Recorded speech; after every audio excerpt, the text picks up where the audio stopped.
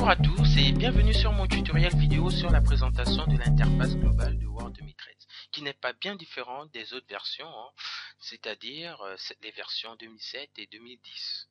Donc pour lancer le logiciel sans plus tarder, je fais un clic en fait sur le raccourci clavier de Word 2013 ici.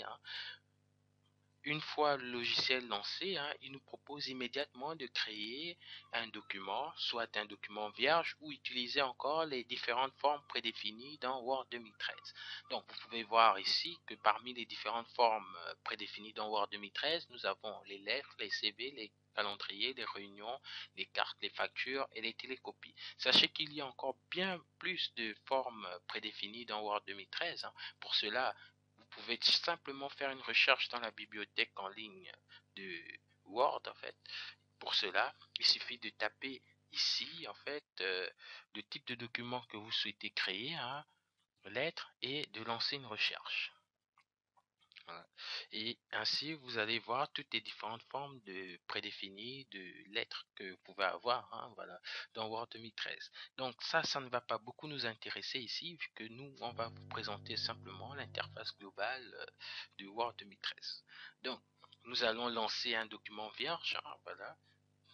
Une fois l'interface de document vierge créée, nous pouvons désormais voir un bandeau à onglets. Au-dessus, ici, en fait, ce bandeau à onglets sont des styles ou des actions que Word 2013 pourrait effectuer sur du texte. Voilà.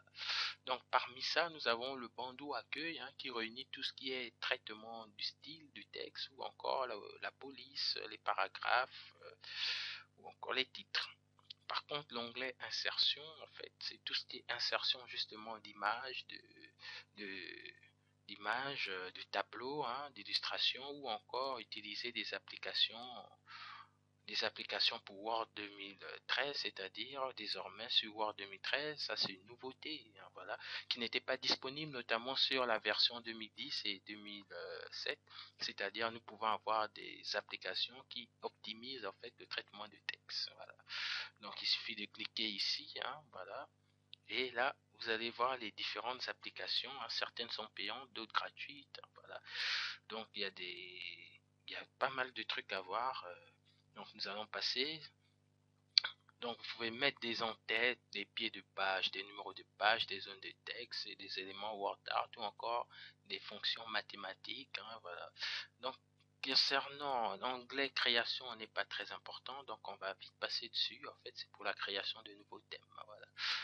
Et ensuite, la mise en page, c'est simplement la gestion des marges, de l'orientation, c'est-à-dire on peut aller de portrait à paysage, la taille, diminuer la taille des marges, ou augmenter encore, ou encore scinder une page en 2 blocs, ou en 3 ou en plusieurs, selon vos envies. Voilà.